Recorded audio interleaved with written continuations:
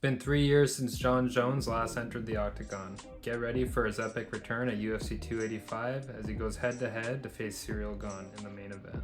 We've been waiting for his long-anticipated return, and it's finally here. I hope you guys are excited as I am. And with a matchup against an amazing striker like Ciryl Gane, it's going to be an exciting fight.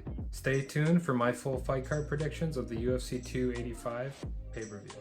If you want to stay up to date with all my new videos and fight predictions, make sure you hit that subscribe button and like the video if you enjoy it. Thanks for watching, guys.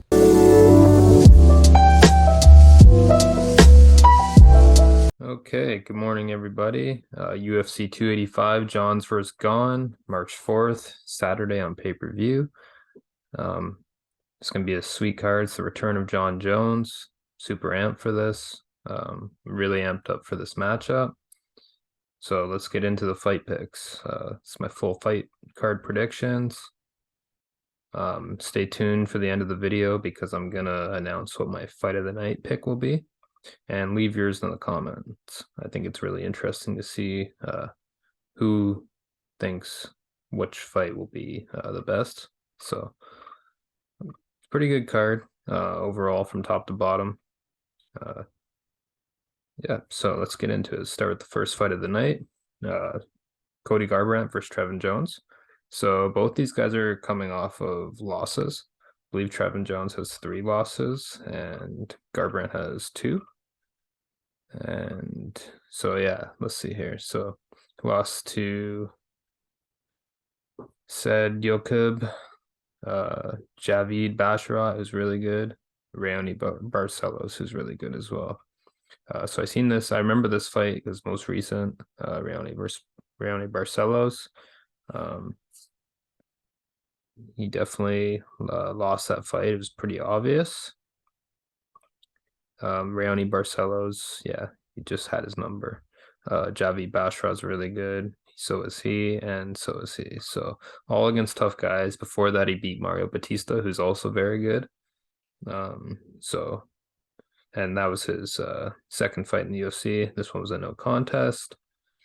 So overall, this guy is decent. It's not like the best fighter in the UFC, obviously, but he's still pretty good. He was more of a counter striker from what I've seen. So let's see here. Garbrandt, I feel like it's really hard, like, because he's been on the downturn over the last couple of years. What is he? I think maybe one out of his last 6 he's won. Beat Raphael Assunção, who is really good still. Lost to Rob Font, who's really good. Kai France is really good too, even though he is a smaller weight class. He's really quick, a really good striker, and he got caught by him. So, and probably the weight cut too probably didn't really help him be able to absorb the shots as well. I mean, that's one of his weaknesses, I think. He gets into brawls with people, and then when he gets clipped on the chin, he's done. Like, before he had these losses, he was on he's 11-0 before he started losing to Dillashaw and Pedro Munoz, which that was actually like a crazy 1-round fight. Raphael Assunção, it's a huge knockout. Rob Font is a beast, really good boxer. So he's losing to really good strikers. He's trying to strike with them. Raphael Assunção is definitely a better striker than him. Trevin Jones, yeah, more of a counter striker. Garbrandt, I find, can do both really well. Issue with him is I feel like it's his chin, and I don't know how now that he's had all these losses, I don't know how competitive he is, like, compared to a couple years ago. That's my only concern with him. I feel like he should be technically better than Trevin Jones, but it's hard because, like I said, he's been kind of on the downturn, and sometimes I feel like people at this point are just doing it for maybe the wrong reasons.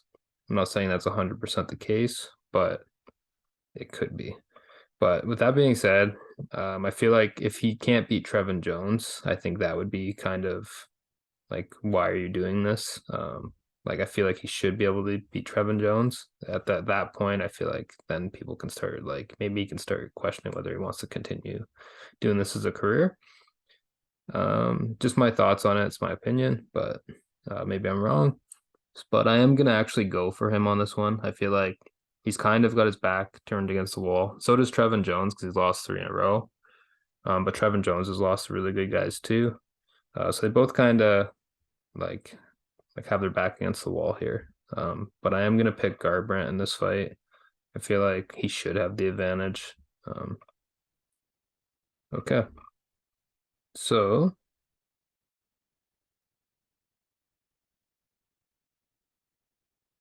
let's see here. So second fight is Ian Garry versus Kenan Song. So Ian Garry is undefeated, 10-0. Kenan Song, 19-6. I believe he just lost his last fight. I think he got finished in the first round. Yeah, the Max Griffin.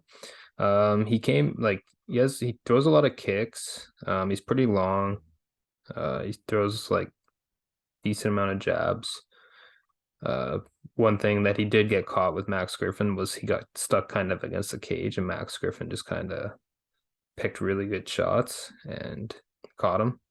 He did go to decision with Alex Morono. It was really good. Other than that, he's beaten guys that are kind of not really well known. So he does have some wins in the UFC. He lost to Brad Riddell. Yeah, so I mean, he kind of has like he's good. He's got a lot of experience, but he's not on this guy's level, I don't think. Ian Garry looked really good in his last fight. Who was it against here? Yeah, Gabe Green, and this guy's pretty good too. But he's very patient. He's really long. He backs up a lot, kind of lets the shorter opponent come into him, and then picks his shots really well. So, yeah, he's pretty good. Overall, I would definitely lean towards Ian Garry for this one. So that's who I'm gonna pick. Okay. So next fight is Mana Martinez versus Cameron Saaiman. So Mana Martinez, one fight that I remember of him was Ronnie Lawrence, where he lost. So he is on a 1-fight win streak against Brandon Davis. This guy originally fought in the UFC, got cut, and then came back. And he just won a split decision against him. As you can see, this guy's record's 14-9. But he did fight a lot of gamers back in the day, I'm pretty sure. Ronnie Lawrence, that was really good. Really good at mixing up striking and wrestling.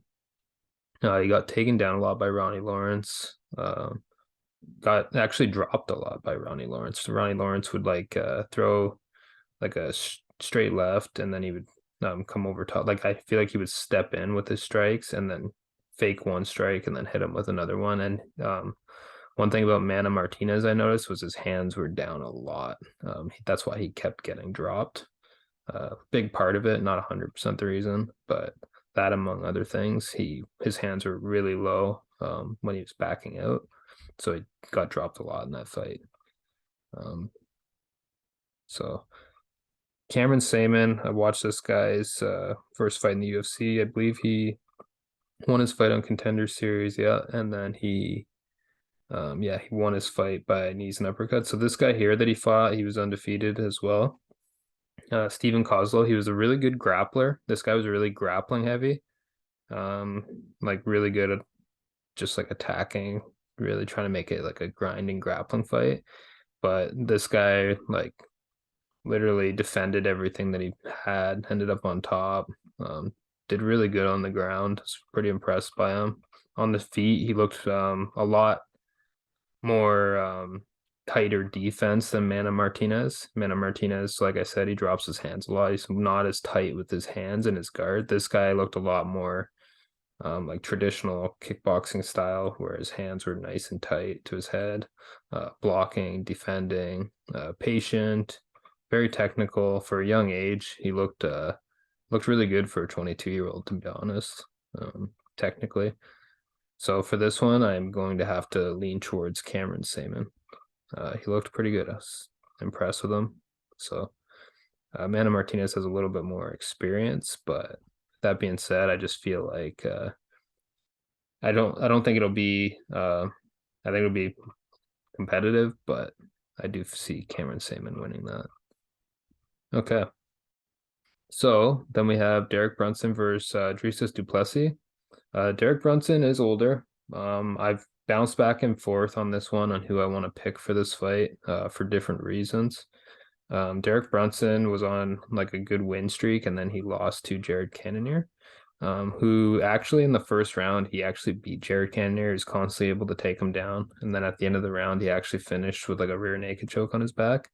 And he looked really good in that fight up. But the only problem is, with that being said, even in that first round, when he shoots for takedowns, or even when he strikes, his guard is very open as well. So he opens up his guard a lot on the feet. When he shoots for takedowns, they are very obvious that he's shooting for them, and he opens up his hands really wide.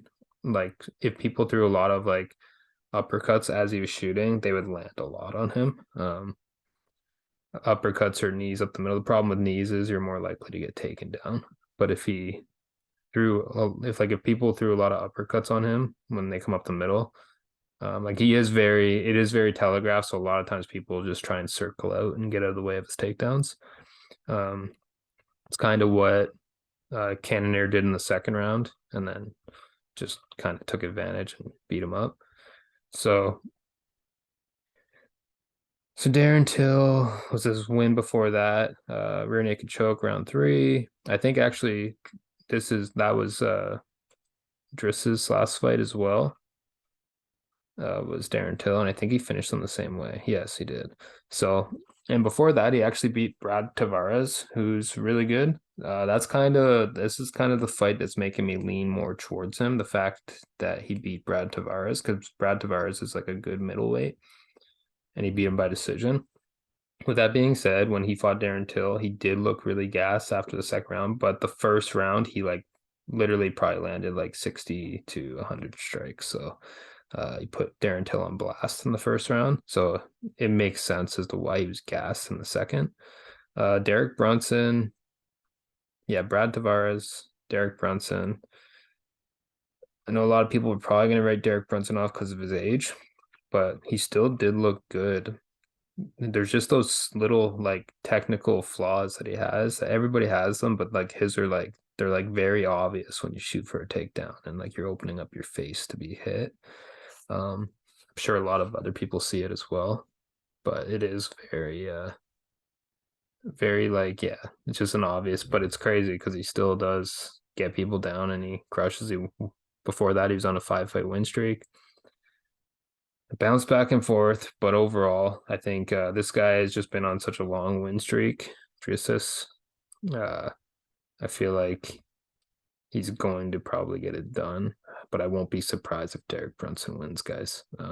Like if there was huge underdog points on Derek Brunson, I would definitely like if there's a big underdog money on him, I would definitely take that bet because I think it will be competitive. I've been leaning back and forth. It's hard for me to pick even right now, but I'm just going to pick towards Dricus du Plessis. Okay, so then we have Julian Marquez versus Marc-Andre Barriault. Julian Marquez, I believe, is coming off a loss to Gregory Rodriguez. I think he got knocked out in the first round, which was pretty crazy. It took a lot of shots to get him down, but with that being said, he did get knocked out.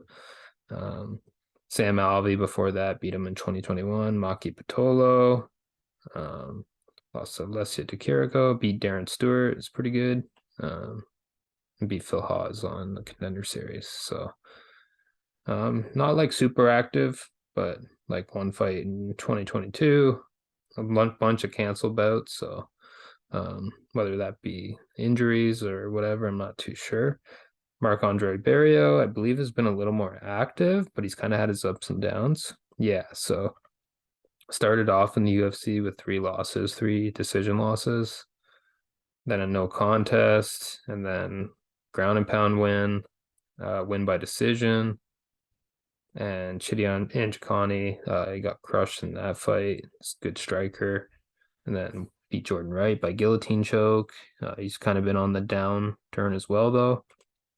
And Anthony Hernandez, he lost by triangle choke to him as well. So he beats like kind of B or C tier guys in the UFC, but he doesn't really beat even some B guys. Definitely not beating any A guys. I feel like Marquez is kind of a B guy at this point in his career. So I'm gonna actually lean towards Julian Marquez on this one. I do feel like he has a little bit more better tools to win, and he's beaten a little bit better of competition. Darren Stewart, guys like that. Gregory Rodriguez is a beast, so I'm not surprised he lost to him. With that being said, I feel like he will come back hungrier. Marc-Andre Barriault is a grinder, more grinder style, so could get it done, but I would definitely pick Julian Marquez for this one. Okay. So next fight is Viviane Araujo versus Amanda Ribas. I actually like Amanda Ribas a lot.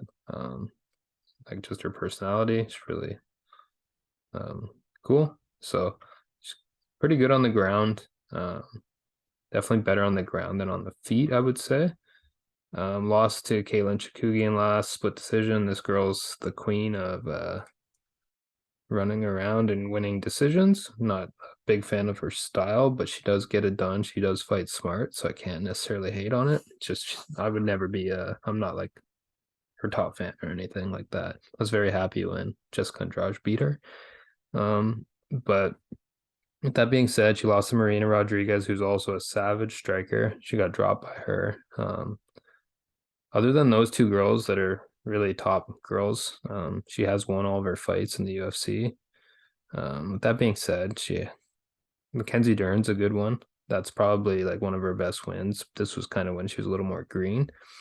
But that's a good win right there, Mackenzie Dern. This is also a good win here too, Verna Chandrobata. Viviane Araujo is definitely, I think, better than Katlyn Chookagian and the other girl that she lost to.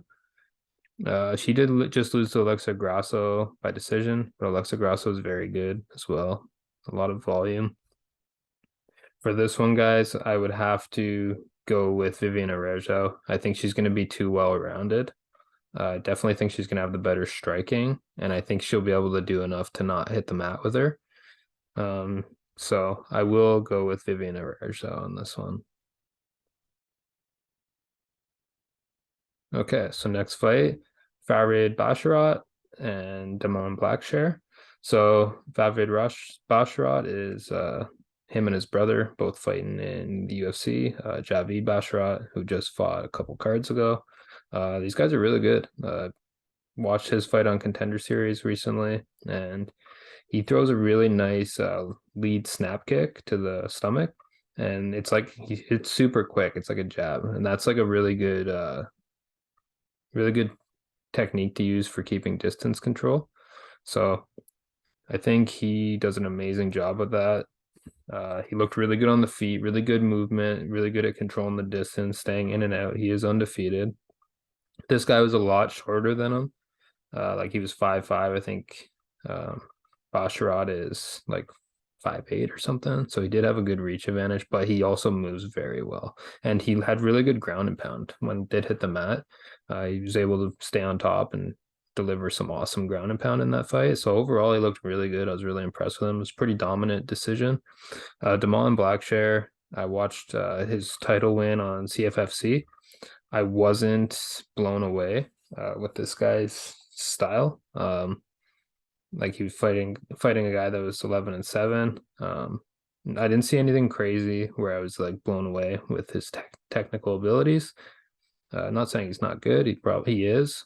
He gets it done. Clearly, he's won a 4-fight win streak in a row. He beat Mateo Vogel by decision. This guy's a really good fighter as well. But overall, I think Farid Basharat will win this fight. I think he'll pick him apart on the feet, and I think he'll do enough to stop it from going to the ground and just kind of pick this guy apart. His striking is really nice and very technical. So we're going to go with Farid Basharat on this one. Okay, so then we are at Jessica Penne and Tabitha Ricci. So this one was a tough one for me to pick as well. Jessica Penne, she lost her last fight, but she has been improving, and she's 40 years old. You can tell that she did improve on her striking, even though she did lose that fight. Tabitha Ricci, She is very short. That's her issue when it comes to striking. Her striking is she has a really hard time at closing the distance on striking. But with that being said, her style is to take you down and stay on top. And she did that with her last fight. I believe it was Polyana Viana. So yeah, Polyana Viana, she won by decision. Her only loss is to Manon Fiorot, which was a 125-pound fight. Manon Fiorot's a beast as well. She could be challenging for the 125-pound title in the future. She's really good. But I feel like yeah, this girl's just really short, so she has a hard time striking. So like she couldn't even like get in on Manon Fiorot. Even Polyana Viana, like she was struggling to get in on her. And just because she's giving up like 4 or 5 inches to everybody that she fights. But with Polyana Viana, she was able to take her down no problem and just stay on top. Didn't really pass her guard or anything, kind of just stayed in mount. That's what kind of worries me about her fighting Jessica Penne. I feel like Jessica Penne should have a better grappling game than Polyana Viana. And most people are probably writing her off because of her age, but she has a lot of experience. Like she has 20 fights. Now, with that being said, Ricci has only lost to Manon Fiorot, who's a beast, and I feel like would smoke Jessica Penne too. So it's really hard one for me to pick. Tabitha Ricci, I don't feel like she's going to be able to really do much on the feet. Jessica Penne was looking better. I feel like if she fights a smart fight, can stop the takedown and just really use her length, her jab, use teeps and stuff. And then if like just throw your teeps, because if she takes you down, you're going to be really good off your back. I feel like she'll struggle more with Jessica Penne on her back. I feel like she's a really good grappler, but so is Ricci from what I've seen. Just I don't think Viana is as good as Penne on the ground, if that makes sense. That being said, I could be wrong.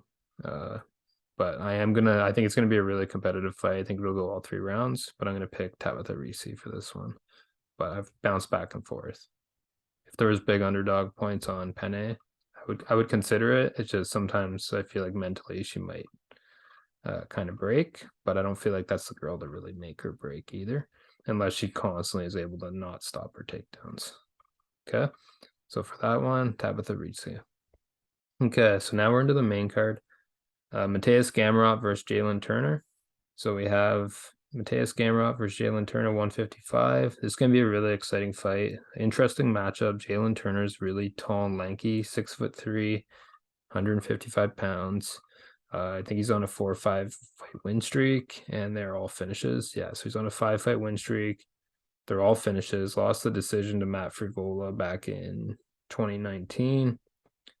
And yeah, so I mean, Josh Kulabau is really good. He beat him when he was undefeated, finished him, finished this Brock Weaver guy who's nothing crazy, but Euros Medic, he's good. Beat him by rear naked choke first round. Jamie Malarkey, that was a really good fight. If you haven't seen that one, I recommend watching it. Malarkey actually did a really good job first round. It was actually really entertaining. This guy's super long,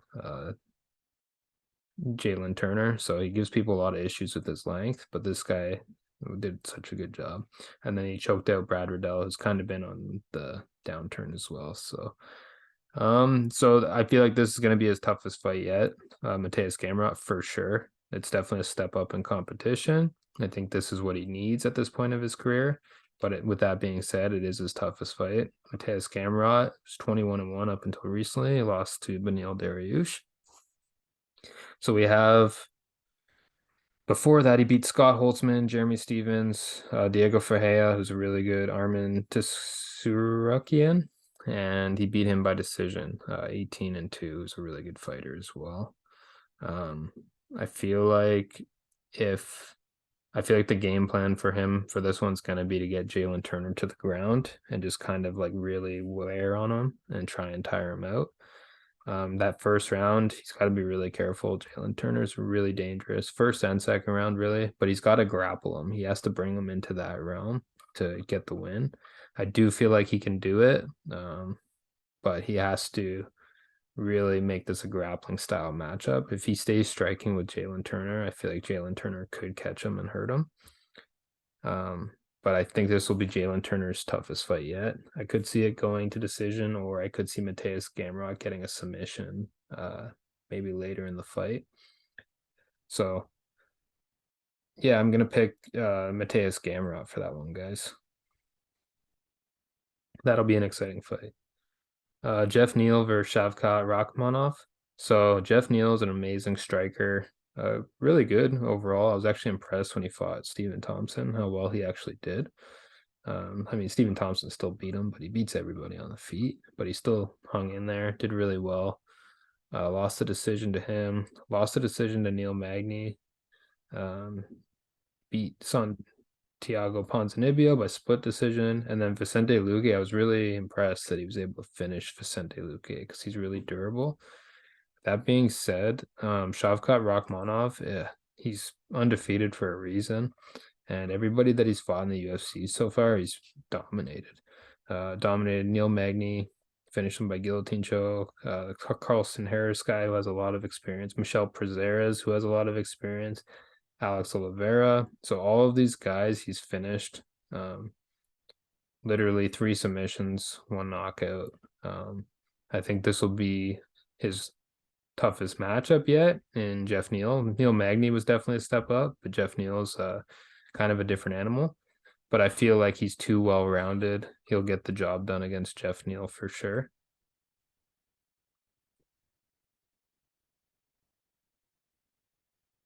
Okay, so then we have Jamie Pickett versus Bo Nickel. So I feel like they're feeding Jamie Pickett to the Wolves on this one. No disrespect to him, but it seems like every fight they give this guy, they're not really trying to build him up. They're more just giving him tough. Actually, Dennis Tululin, this guy was probably, if this is probably the best fight that they gave him. Like the guy's 10-6, so it's not like they gave him somebody that was undefeated or some up and coming prospect.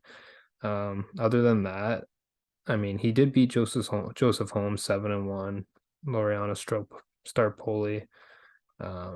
So he's had his ups and downs in the UFC. 2-4 in the UFC, one on Contender Series. They're definitely giving this, like they definitely want to build up Bo Nickel on this fight. So uh he's looked good. They put him against guys that have some experience. Like they're not like best fighters in the world, but they gave him a guy that was 7-1 last time, and he crushed him. Uh, crushed a guy that was 3-0. Yeah, so I mean, he did grapple with Gordon Ryan, which is pretty cool. Obviously, everybody's gonna lose to Gordon Ryan, but Jamie Pickett, I feel like he does have a lot of experience. But with that being said, this guy has a lot of wrestling experience.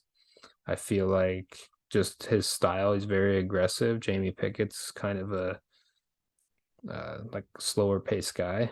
I feel like yeah, even the ones that he won, they're kind of decisions. So I don't really see Jamie Pickett getting it done. So for this one, I'm gonna have to pick Bo Nickel. They definitely are smart with how they try to build people up. They do it with guys like Bo Nickel, Sean O'Malley back in the day, until recently when they gave him Peter Yan and Paddy Pimblett as well. So they do kind of feed these guys, build them up. So Mateus Gamrot, Jalin Turner, Geoff Neal, Shavkat. So I got Shavkat, Mateus, Bo Nickel. That takes us to our co-main event. So we have Valentina Shevchenko versus Alexa Grasso. I think this will be a good fight. You got more of a Muay Thai style striker versus more of a boxing style striker. Both, I would say, would be pretty even on the ground at this point in their careers. Alexa Grasso is probably a purple or brown belt. Valentina's probably around the same level, good at judo. I see this staying mostly on the feet. It'd be smart maybe for Alexa to try and test it there on the ground with Valentina, but she's no slouch there either anymore. Like it's not world class on the ground, but she is pretty good on the ground still. So I would go with, if I had to pick, I would definitely pick um,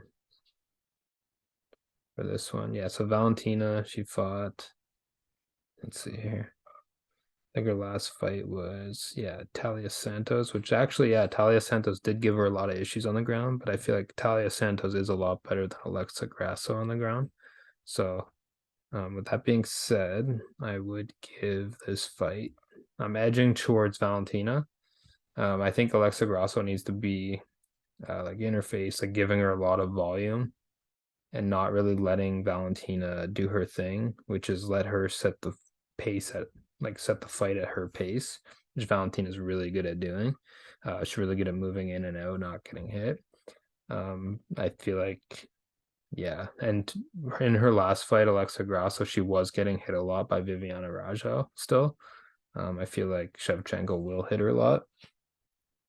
So for this one, I'm going to pick Valentina Shevchenko.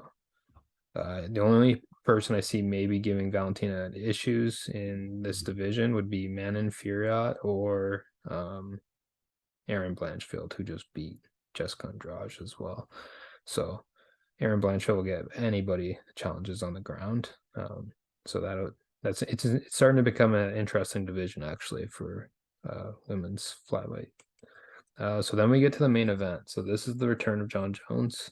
Pretty crazy. Let's check the last time he fought. It has to be at least 2 or 3 years, I would assume. I think his last fight was against not Thiago Santos, but Dominic Reyes. Thiago Santos, this fight here, he won by split decision. So one judge actually gave it to Thiago Santos, and I actually scored it the same way. I actually gave that fight to Thiago Santos as well, from what I remember. Now I'd have to go back and rewatch it. Dominic Reyes, a lot of people thought that fight was like, so a lot of people were saying, Dominic Reyes won 3-2. But I actually thought the Thiago Santos fight was a lot closer than the Dominic Reyes fight. And so did the judges, clearly. Not saying that's necessarily like judges always are pretty bad sometimes at their job, but I feel like they were pretty accurate on that decision. It was a very close fight between him and Santos. So he's got to fight Ciryl Gane. Hasn't fought since 2020, so it'll be just over 3 years since he fought. So he beat Dominic Reyes last. He hasn't looked as good in those last 2 fights since he came back, I would have to say, compared to other fights, like not as dominant. I feel like he's very talented, but maybe I don't know exactly how much work he put into those fights. Not saying he doesn't work hard, but I'm not saying there's other guys that might work harder. He's just very talented as well. I'm not saying that's the case, but it might be. So his last loss was to Francis Ngannou. That's his only loss. He looked really good on the feet in that fight. I feel like he kind of made some rookie mistakes in that fight where it cost him the fight as well. If he would have fought a little smarter in certain situations, like I believe he dropped back he was on top, I think ground and pounding him maybe in the 5th round, and he dropped back for like a heel hook, which was like a horrible decision. When if he probably won that round, he could have won the fight. I believe he won like the 1st and 2nd. Maybe it's been a while since I've watched it, but Ngannou was able to wrestle him and I think win a couple of rounds as well. So I think it was pretty close, but Ngannou was dominant with the wrestling. That being said, Ngannou is very big and strong as well. Jon Jones, it's hard to tell with Jon Jones because he hasn't fought in so long how he's gonna look and how he's actually gonna deal with the different size of guys. I feel like he'll probably do well. He is a long frame. Very good wrestling, very good striking, unorthodox. Very good striker. And Ciryl Gane is a really good striker as well. I'm actually more excited for this matchup than I would be for Jones versus I'm definitely more excited for this matchup than I would be for Jones versus Francis Ngannou. So for this match, I want to say that Ciryl Gane, his ways of winning obviously is keep it on the feet and just use his amazing technical striking to get it done. Where Jon Jones, his ways of winning are definitely to take it to the ground. I would be shocked if Jon Jones strikes with him for 5 rounds. I really would. I feel like the big it factor in this fight will be how hard Ciryl Gane actually hits and his plethora of different striking tools. Like he has so many different tools to win the fight on the feet. That being said, John kind of has the same tools, except they're not as good. They're not as sharp, I feel like, on the feet, but his wrestling, he'll definitely have the advantage in. So the big thing is, can John take him down, mix up? He's overall the best like MMA fighter who mixes up everything together. But Ciryl Gane literally needs to stop his takedowns and keep it on the feet and use like he has throws really amazing body kicks. Like he does a lot of body work, which makes me really happy to see because you have to try and gas guys out with body shots, like especially at heavyweight when guys are already known to gas. John Jones has a really good gas tank. So there's so many variables when it comes to this fight. Super excited for it. I definitely want to see Gane win. I think I'm just a fan of his striking style. I really love really crisp strikers. Um, John Jones kind of is fights really smart. I think it's a really smart fight. I do think Gane made some bad decisions against Ngannou and that he can't make those decisions against John Jones. If he does, he will lose for sure. So he needs to fight a perfect fight to beat John Jones. That being said, I don't know how John Jones is going to be able to take the strikes from Ciryl Gane. I'm going to be very interested to see if Gane throws his knees to the stomach, his kicks to the stomach without worrying about the takedown so much. Yeah, it's going to be interesting to see how John's frame if he can take the shots from Ciryl Gane. I'm really interested to see his reaction once he gets hit.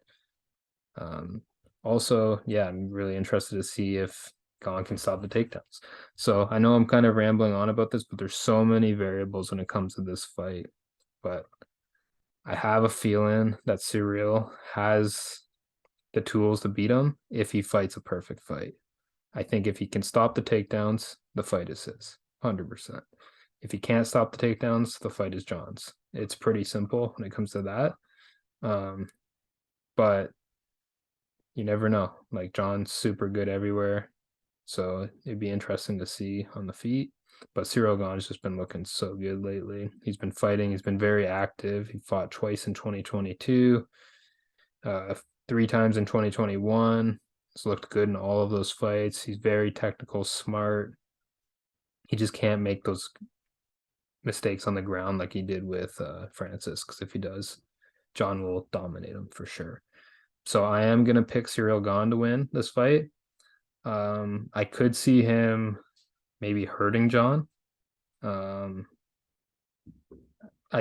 feel like he'd have a hard time winning a decision against John. John does really good in decision fights, so I feel like he would need to get a late finish, maybe third or fourth round knockout or TKO of John. So I'm gonna go. I just haven't seen John how he looks lately. I haven't seen him fight. So I mean, it's gonna be interesting. He definitely has the experience on his side, but I'm just gonna go with Ciryl Gane on this one, guys. Okay, and then as far as my fight of the night, I think there are some great fights that would be contenders on here. So I think Mateuz Gamrot versus Jalin Turner would be a great fight. Geoff Neal versus Shavkat Rakhmonov, I would lean towards these ones. But I'm actually going to pick the main event, John Jones versus Ciryl Gane. I just think this is going to be so exciting. Everything on the line for this, like heavyweight title, the return, anticipation is just going to make it that much more exciting and just going to have that kind of build up around it. So that is going to be my fight of the night, guys. All right. Thanks for watching. And if you're still sticking around, make sure you hit that subscribe button, like the video. Appreciate everybody's support. Thanks, guys.